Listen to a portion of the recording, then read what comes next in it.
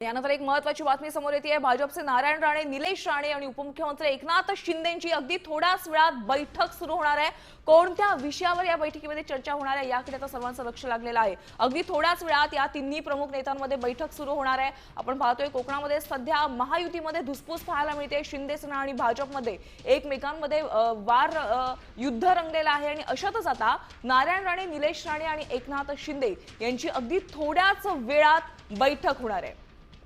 सिंधुदुर्गामध्ये आता घडामोडींना वेग आलेला आहे। राणे आणि शिंदेंची अगदी थोड्या वेळात बैठक होणार आहे। आगामी निवडणुका देखील आलेल्या आहेत। अगदी एका दिवसावर येऊन निवडणुका ठेपलेल्या आहेत। अशात आता राणे आणि शिंदेंची बैठक होते, त्यामुळे बैठकीमध्ये कोणत्या विषयावर चर्चा होणार आहे हे पाहणं देखील अतिशय महत्त्वाचं आहे।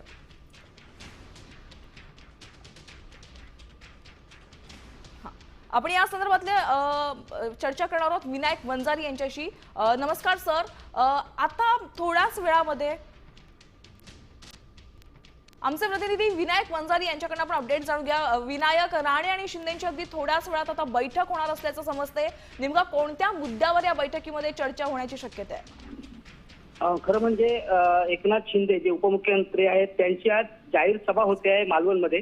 त्या निमित्ताने ते मालवणमध्ये येत आहेत आणि ते आता काही वेळातच निलेश राणेंचा जो बंगला आहे मालवणमध्ये या ठिकाणी ते दाखल होणार आहेत। म्हणजे नारायण राणे हे संपूर्ण युतीसाठी आग्रही होते, मात्र युती होऊ शकली। त्यानंतर राणे प्रचारापासून अलिप्त होते, मात्र आज ते मालवणमध्ये निलेश राणे यांच्या बंगल्यावर दाखल झाले आहेत। काही वेळातच एकनाथ शिंदे इथे येणार आहेत आणि त्यानंतर या दोघांमध्ये बैठक त्यांच्यासोबत निलेश राणे सुद्धा असतील आणि नेमकी काय आता चर्चा होते हे आता बघावं लागणार आहे आपल्याला। धन्यवाद विनायक, सविस्तर माहितीसाठी। आपण पाहतोय सिंधुदुर्गामध्ये आता घडामोडींना वेग आलेला आहे। अगदी निवडणुका एका दिवसावर येऊन ठेपलेल्या आहेत आणि अशातच आता राणे आणि शिंदेंमध्ये एक अतिशय महत्त्वाची बैठक होणार आहे। या बैठकीमध्ये कोणत्या विषयावर दोघांमध्ये चर्चा होणार आहे हे पाहणं अतिशय महत्त्वाचं आहे। आपण ही दृश्य पाहतोय, नारायण राणे हे निलेश राणे यांच्या निवासस्थानी पोहोचलेले आहेत आणि अगदी थोड्याच वेळात या ठिकाणी एकनाथ शिंदे देखील पोहोचणार आहेत।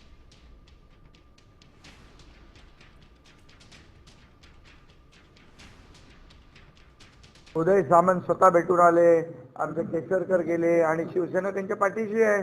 त्या निलेश राणे हे शिवसेनेचे आमदार आहेत। आमदार झाल्यापासून त्या मतदारसंघातल्या विकास कामांसाठी त्यांनी प्रचंड काम केले। त्यामुळे जी काही वस्तुस्थिती काय आता घडलेली आहे, मी आज जाणार आहे त्यांच्याकडे, मी त्यांच्याकडून जाणून घेऊन त्याच्यावर मी बोलतो।